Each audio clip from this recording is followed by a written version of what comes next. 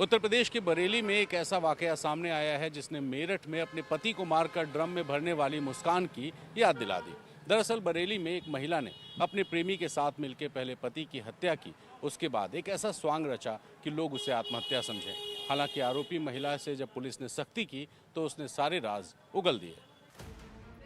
बरेली में 13 और 14 अप्रैल की रात आरोपी रेखा ने अपने पति केहर सिंह को जहर देकर बेहोश कर दिया।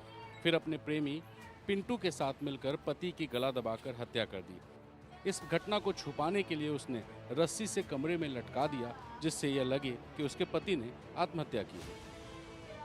राजश्री में काम करती थी। जबरदस्ती मेरा भाई मना करता था, वहीं उसी से उसका किसी से कांटेक्ट हो गया। देखा हुई उसने 2-4 बार, और जब उसी गाड़ी बैठका दी वो मना करता था, लेकिन वो नहीं मानती। अब आगे की तो आपने तहरीर आपने ही दी है? हाँ, मैंने दी है। क्या तहरीर है? तहरीर ये है कि इन दोनों ने मारा है, उन्हीं दोनों ने। किस वजह से आपके माँ बाप में झगड़ा होता था? पिंटू की वजह से। क्या होता था? मारपीट होती थी? क्या होता था? क्या मारपीट होती थी। पिंटू पिंटू साथ काम करते थे? क्या था? हाँ, काम करते थे वो। इस मामले में पुलिस ने आरोपी रेखा और उसके प्रेमी पिंटू को गिरफ्तार कर लिया है। सबको कब्जे में लेकर पंचायतनामा पोस्टमार्टम की कार्रवाई कराई गई, जिसमें मृत्यु का कारण एंटीमॉर्टम स्ट्रैंगुलेशन आया है। इसमें मृतक के भाई अशोक की तहरीर पर मृतक की पत्नी तथा उसके एक प्रेमी पिंटू को नामजद करते हुए अभियोग दर्ज किया गया है हत्या का। मेरठ में अपने पति को मारकर ड्रम में भरने वाली मुस्कान और अपने पति को जहर देकर मारने के बाद सांप कटवाने का दावा करने वाली मेरठ की ही रविता की घटना के बाद बरेली के इस मामले ने सबको चौंका दिया है।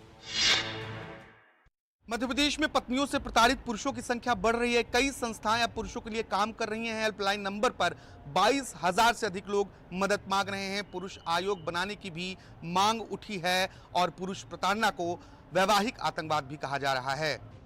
शादी, जिसे कभी गृहस्थी का सुख कहा जाता था, अब कई पुरुषों के लिए वैवाहिक कुरुक्षेत्र बन चुकी है। इंजीनियर अतुल सुभाष की आत्महत्या ने चुप्पी की दीवार पर पहली दरार डाली। अब मध्य प्रदेश में भी पति रो रहे हैं, चुपके नहीं, खुलेआम। भोपाल के उमेश सलोनिया, शादी कर ली, सपने बोए, पत्नी को पढ़ाया, एमएससी करवाई। पढ़ाई होते ही आरोप लगाया कि पत्नी 8 महीने तक गायब रही। शिकायत करने थाने गए तो उन पर ही मारपीट और दहेज प्रताड़ना का आरोप लगा। मेरा जीवन खराब हुआ, लेकिन मैं उन लोगों को सजा दिलाऊंगा। आफ्ताब अली, कभी आंखें थी ही नहीं, फिर भी मारपीट का आरोप लगा। सरकारी नौकरी मिली तो पत्नी ने सपनों के बैंक से फिक्स डिपॉजिट मांग लिया। कहते हैं पत्नी परिवार से अलग रहने का दबाव बनाने लगी। बिना किसी प्रमाण के ही उन्होंने सिर्फ आवेदन दिया है और उसके बदले में मुझे ये सब चीज़ें फेस करनी पड़ रही है। जब दुख बांटने वाले नहीं मिले तो भाई बनाना पड़ा, संस्था नहीं मजबूरी का नाम।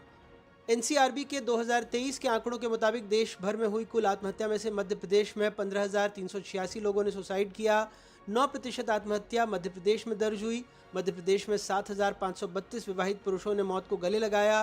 3,128 विवाहित महिलाओं ने भी आत्महत्या की। 5 सालों में पारिवारिक कलह के कारण मध्य प्रदेश में 31.7% लोगों ने आत्महत्या की। ये आ गया है एक नया तरह का आतंकवाद, जो कि वैवाहिक आतंकवाद हम इसको बोलते हैं, मैरिटल टेररिज्म। दिल्ली के सीलमपुर में 17 साल के कुणाल की हत्या के मामले में लेडी डॉन जिक्रा को दिल्ली पुलिस ने हिरासत में लिया।